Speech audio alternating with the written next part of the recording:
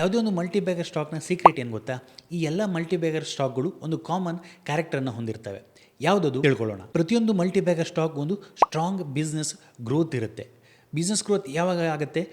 ಆ ಕಂಪ್ನಿಯ ಸೇಲ್ಸ್ ಚೆನ್ನಾಗಿ ಆಗ್ತಾ ಇದ್ದಾಗ ಅಲ್ಲಿ ಬಿಸ್ನೆಸ್ ಗ್ರೋತ್ ಆಗುತ್ತೆ, ಪ್ರಾಫಿಟ್ಗಳು ಕೂಡ ಚೆನ್ನಾಗಾಗುತ್ತೆ. ಯಾಕೆ ಸೇಲ್ಸ್ ಚೆನ್ನಾಗಾಗುತ್ತೆ? ಒಂದು ತುಂಬ ದೊಡ್ಡ ಅಪಾರ್ಚುನಿಟಿ ಇರುತ್ತೆ, ಅದೇ ರೀತಿ ಚೆನ್ನಾಗಿರೋ ಪ್ರಾಡಕ್ಟನ್ನು ಅವರು ಮಾಡ್ತಾ ಇರ್ತಾರೆ. ನೆಕ್ಸ್ಟ್, ಫ್ಯೂಚರಲ್ಲಿ ದೊಡ್ಡದಾದ ಒಂದು ಅಪಾರ್ಚುನಿಟಿ ಆ ಬಿಸ್ನೆಸ್ಗೆ ಇರುತ್ತೆ. ಅದು ಯಾವುದೊಂದು ಎಮರ್ಜಿಂಗ್ ಸೆಕ್ಟ್ರಲ್ಲಿ ಇರ್ಬೋದು, ಹೊಸ ಟೆಕ್ನಾಲಜಿನ ಅಡಾಪ್ಟ್ ಮಾಡ್ಕೊಂಡಿರ್ಬೋದು.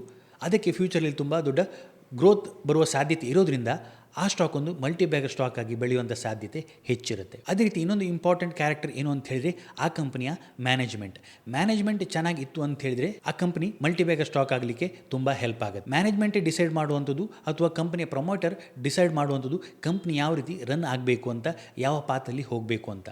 ಸೊ ಪ್ರಮೋಟರ್ ಒಂದು ರೈಟ್ ಡೈರೆಕ್ಷನನ್ನು ಕೊಟ್ಟಾಗ ಮಾತ್ರ ಬಿಸ್ನೆಸ್ಗೆ ಚೆನ್ನಾಗಿ ಪರ್ಫಾರ್ಮೆನ್ಸನ್ನು ಮಾಡಲಿಕ್ಕೆ ಸಾಧ್ಯ ಆಗುತ್ತೆ.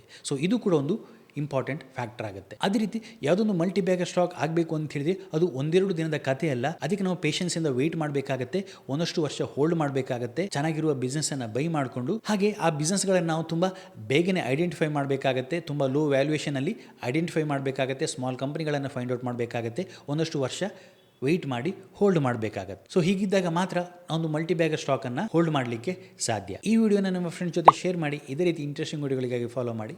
Thank you.